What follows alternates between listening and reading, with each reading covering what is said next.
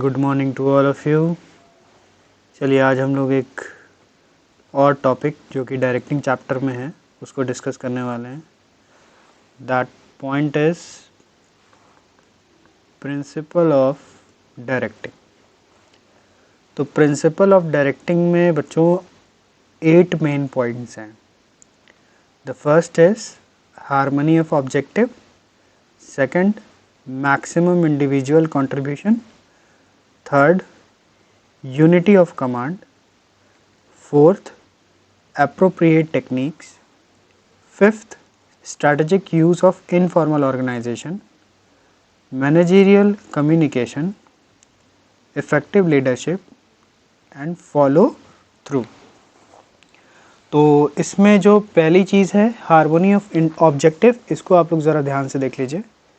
इसमें लिखा हुआ है कि जो कोई भी इंडिविजुअल ऑर्गेनाइजेशन ज्वाइन करता है वो अपने मोटिव के साथ ऑर्गेनाइजेशन ज्वाइन करता है। उसकी कोई साइकोलॉजिकल नीड्स होती हैं, लाइक सैलरी होती है या हाउस होता है या सोसाइटी में थोड़ा रुतबा होता है। ये सारी चीज़ों को लेकर के किसी ऑर्गेनाइजेशन को ज्वाइन करता है और अपने बेटरमेंट के लिए ही वर्क करना चाहता है। चाहे जैसे भी या जिस भी स्टेज पे कंपनी में वो काम करेगा वो अपने बेटरमेंट के लिए ही काम करेगा और उनकी खुद की डिज़ायर ही होती है जो ये उनको करने में थोड़ा सा मोटिवेट भी करती है। तो मैनेजमेंट चाहे जैसा भी हो, उनको एम्प्लॉयज़ के पर्सनल गोल से पहले ऑर्गेनाइजेशन के गोल को फुलफिल करने का क्राइटेरिया अप्रूव करना चाहिए।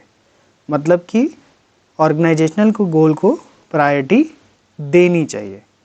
कभी भी ऐसा नहीं करना चाहिए कि जो इंडिविजुअल के पर्सनल ऑब्जेक्टिव हैं वो एक हिंड्रेंस की तरह बिहेव करें ऑर्गेनाइजेशनल गोल को अचीव करने में। हमेशा ये ध्यान रखना चाहिए कि पर्सनल ऑब्जेक्टिव और हमारा जो ऑर्गेनाइजेशन का ऑब्जेक्टिव है ये दोनों में कोई भी कन्फ्लिक्ट ना हो। ऐसा ना हो कि एक दूसरे के रास्ते में ये दोनों आ जाए। इन सब बातों का ख्याल रखना चाहिए। सेकंड बात करते हैं हम लोग maximum individual contribution. Maximum individual contribution आप लोग जैसे पढ़ करके ही इसको थोड़ा सा समझ पाओगे। जैसे ऑर्गेनाइजेशन का कोई भी गोल हो तो उसको अचीव करने के लिए जो कोई भी इंडिविजुअल उसमें काम कर रहा है कंपनी के बिहाफ पर, उसका मैक्सिमम आउटपुट निकल कर आए। मैक्सिमम आउटपुट का क्या मतलब है? जितनी क्षमता से वो काम कर सकता है, जितने अच्छे से वो काम कर सकता है, वो पूरा का पूरा चीज़ हमको उसमें नज़र आना चाहिए। उसकी पूरी ताकत, उसकी पूरी सोच समझ, हर चीज़ का पूरा फुलर यूटिलाइजेशन होना चाहिए। थर्ड है unity of command. Unity of command क्या होता है? भाई हर किसी के नीचे कोई काम कर रहा है, किसी के ऊपर कोई काम कर रहा है, तो सबऑर्डिनेट्स जो होते हैं उनको ऑर्डर्स मिलते हैं, उनको इंस्ट्रक्शन मिलते हैं। किससे? उनके ऊपर जो लोग काम कर रहे होंगे, जो कोई भी सुपरवाइज़र होगा, जो कोई भी उनसे सुपीरियर होगा, उनसे ऊंची पोस्ट पे बैठा होगा, वो अपने जूनियर्स को, अपने सबऑर्डिनेट्स को बताते हैं कि उनको कौन सा काम कैसे करना है।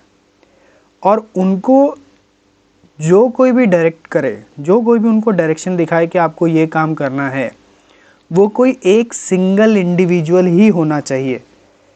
ढेर सारे लोग, ढेर सारे मैनेजर्स अगर अपने जूनियर्स को, एक ही दो जूनियर को ढेर सारे लोग अगर गाइड करने लगेंगे तो उससे होगा क्या कि उसको खुद नहीं समझ में आएगा कि वो किसका रूल फॉलो करे, वो किसकी बात माने।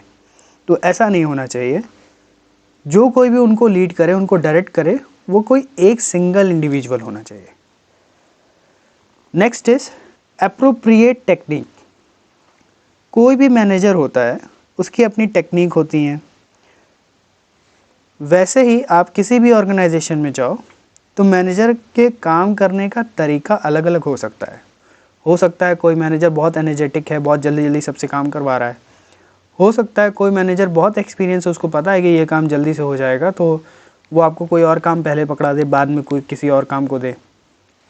ठीक है, तो सारे मैनेजर्स की अपनी अपनी अप्रोप्रिएट टेक्निक है और सिचुएशन के हिसाब से वो लोग यूज़ भी करें, ताकि जितने भी अपने सबॉर्डिनेट्स हैं, अपने साथ वर्किंग करने वाले लोग हैं, कलीग्स हैं, उन सबको अच्छे से वो मैनेज कर सकें।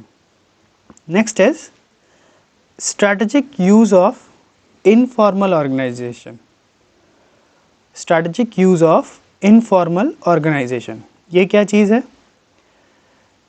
मैनेजमेंट जो है उसको ये ट्राई करना चाहिए, उसको ये समझने के लिए ट्राई करना चाहिए कि इनफॉर्मल ग्रुप्स जो होंगे उनके जो भी रूल्स रेगुलेशंस हैं वो फॉर्मल ग्रुप के बीच में ना आए।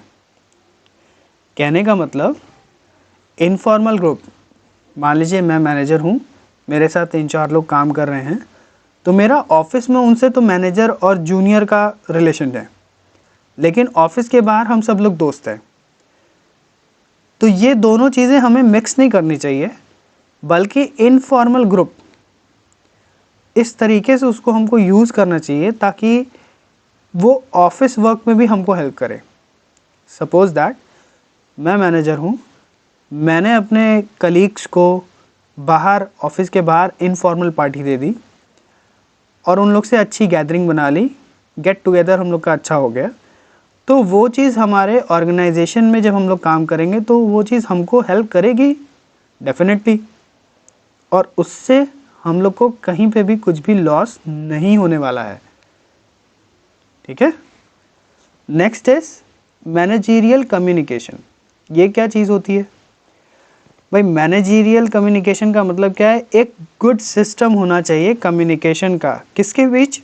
सुपीरियर्स के बीच और सबऑर्डिनेट्स के बीच। सबऑर्डिनेट्स जो लोग नीचे पे काम कर रहे हैं, नीचे पोजीशन पे काम कर रहे हैं, और सुपीरियर जो उनसे ऊपर है, इन दोनों के बीच का जो कम्युनिकेशन होना चाहिए वो एकदम सही होना चाहिए, एकदम सटीक होना चाहिए, और उनमें कोई बैरियर्स नहीं होने चाहिए। जो लोग, जो सबऑर्डिनेट्स अपने सुपीरियर से बात करना चाहते हैं वो भी हो पाए, जो सुपीरियर अपने सबऑर्डिनेट से बात करना चाहते हैं वो भी हो पाए, जब करना चाहते हैं तब हो पाए, with in the office time period. ऐसा नहीं है कि रात में 2 बजे फ़ोन कर दिए कि ये वाला काम कर देना, ऐसा नहीं होता है, दैट इज़ अनप्रोफेशनल।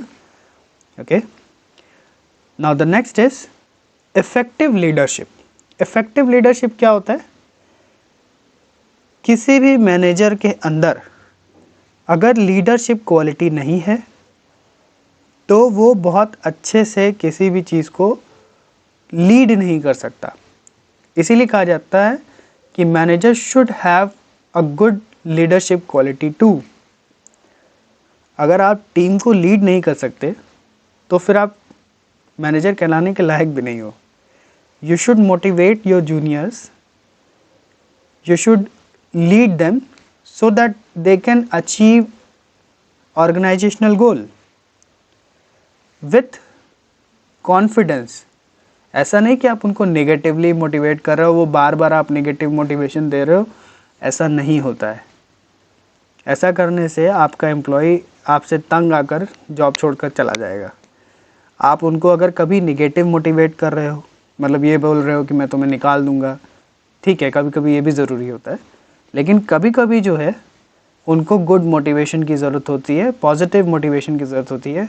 आप उनको प्रेस करो, उनको रिवॉर्ड दो, उनको इंसेंटिव्स दो, उनको परक्यूजिट थमाओ, उनको अलाउंस बढ़ा कर दो, they will work for you even better. ये होती है आपकी leadership.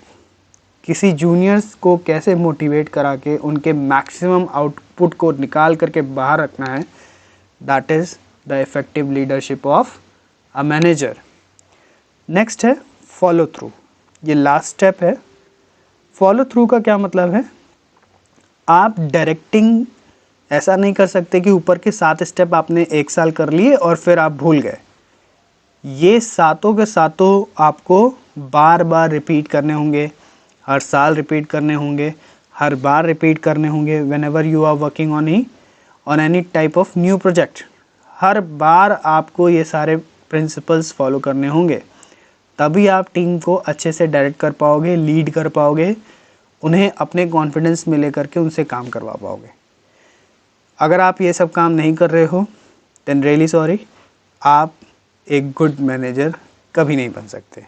You should develop these type of qualities, these type of principles in your daily life too, so that you can gain a much higher confidence as a manager or as a leader. Thank you.